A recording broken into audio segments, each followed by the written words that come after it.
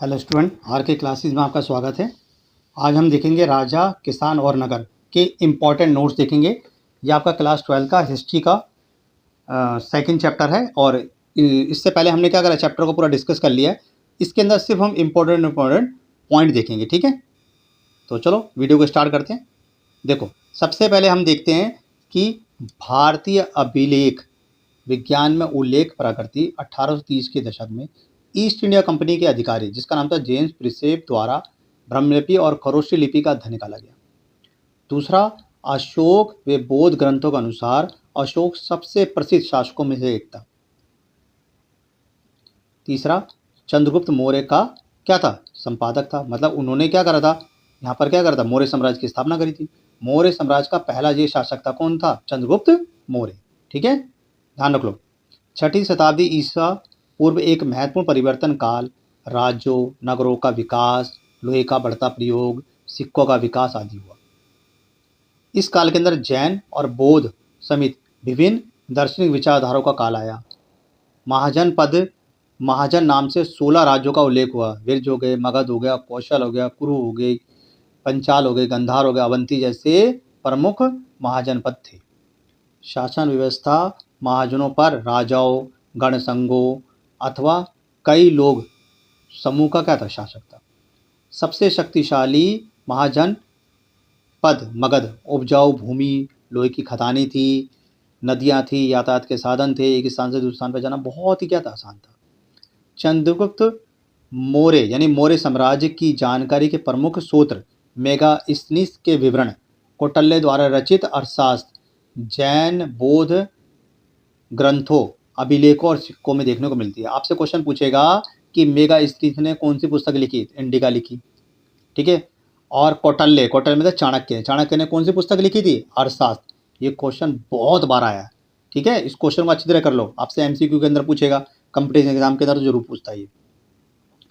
मौर्य साम्राज्य का शासन के 5 प्रमुख केंद्र थे, जिसमें राजधानी पाटलिपुत्र थी और 4 प्रांत में तक्षशिला, उज्जैन, तौसीर और सोनगिरी थी। मेगास्थनीज द्वारा सैनिक गतिविधियों के संचालन हेतु एक समिति और 6 उप समिति का उल्लेख इसमें देखने को मिलता है।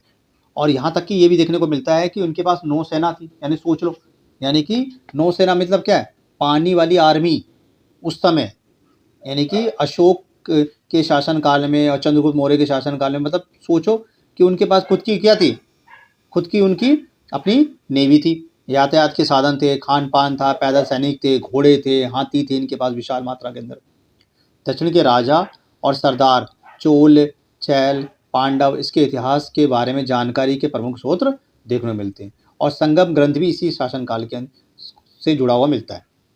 उच्च स्थिति प्राप्त करने के लिए राजाओं द्वारा देवी देवताओं के साथ जोड़ना, जैसे कुषाण राजाओं ने स्वयं को देवतुल्य बताया। उन्होंने बोला कि हम तो देवता के पुत्र हैं भाई, तो तुम हमें हमारी पूजा करो, जब भगवान की पूजा करते हैं ऐसे हमारी पूजा करो।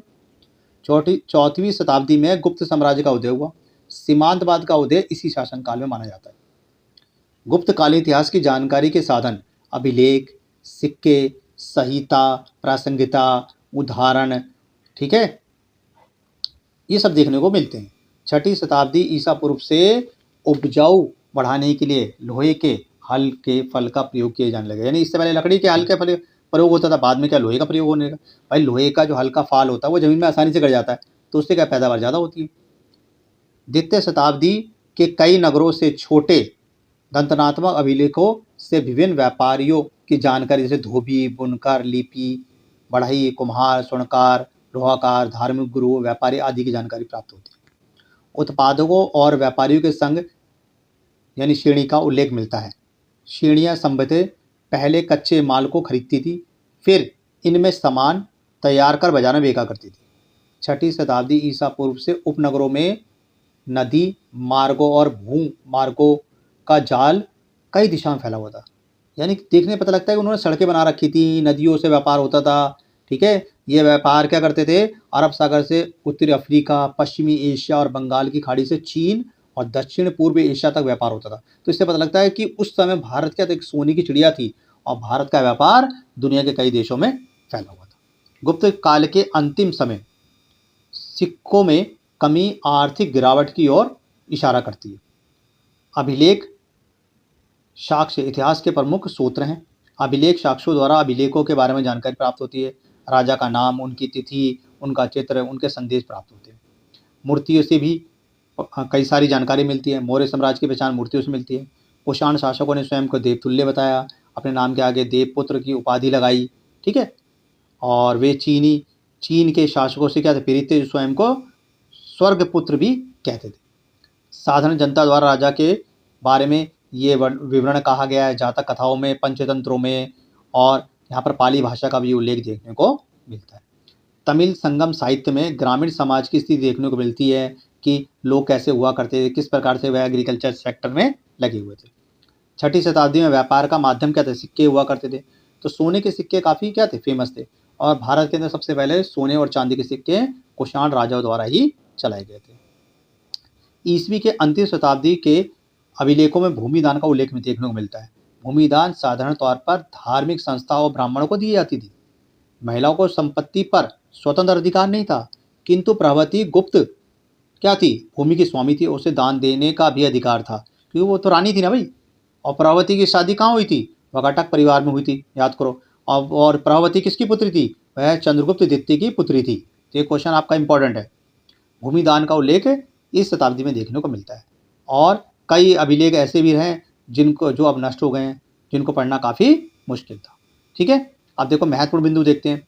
हड़प्पा सभ्यता के बाद 1500 वर्षों के दौरान उपमहाद्वीप के विभिन्न भागों ने कई प्रकार के विकास हुए, जैसे ऋग्वेद का लिखना, कई कृषि बस्तियों का उदय होना, ठीक है, या नई नई बस्तियों का बनना। ऐतिहासिक सूत्र, अभिलेख ग्रंथ, सिक्के, चित्र आदि देखने को मिलते हैं। और अशोक के अभिलेख ब्रह्मलिपि, यानी अशोक के अभिलेख ब्रह्मलिपि और खरोष्ठी लिपि भी यहीं लिखी गई। 6ठी शताब्दी ईसा पूर्व में को एक महत्वपूर्ण परिवर्तन काल माना जाता है, क्योंकि राजाओं, नगरों, लोहे के प्रयोग, सिक्कों आदि का विकास बड़े पैमाने पर हुआ।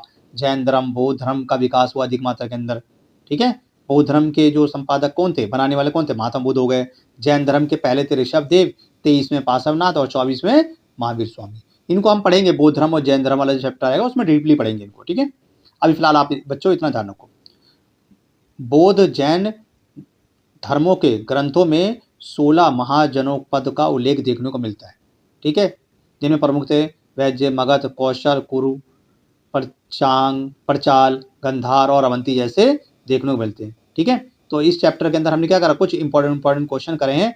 और ये सारे के सारे इंपॉर्टेंट जो है आपके ये क्वेश्चन जितने भी एग्जाम पॉइंट ऑफ व्यू से बहुत ज़्यादा इंपॉर्टेंट है। अगर आप इन क्वेश्चनों को कर लोगे तो 100% नंबर से आपके बच्चे सभी पास हो जाओगे। और जो भी कंपटीशन एग्जाम की तैयारी कर रहे हैं वो स्टूडेंट इन सबको बहुत अच्छे से देख लें, क्योंकि इनसे ही तो क्वेश्चन पूछते हैं। अब स्टूडेंट क्या करते हैं, एमसीक्यू को रटते रहेंगे, तो क्या फ़ायदा उसका, ठीक है। इससे बेस्ट है आप डीपली पढ़ो। अगर आप कोई भी बुक को डीपली पढ़ोगे, एनसीईआरटी सबसे बेस्ट होती है। स्टूडेंट पता नहीं क्या कभी सैम्पल खरीद लेंगे, कभी सपोर्टिव मैटर खरीदेंगे, कभी इधर भागेंगे, कभी उधर भागेंगे। एनसीईआरटी से बेस्ट कोई बुक नहीं है। अगर आप एनसीईआरटी को बहुत अच्छी पढ़ोगे, बहुत अच्छी तरह देखोगे, इन नोट्स को अच्छी तरह देख लोगे, आप अच्छे नंबर से पास हो जाओगे, ठीक है। तो चलो आज के लिए इस वीडियो में इतना ही, ठीक है। मिलते हैं फिर नेक्स्ट वीडियो में।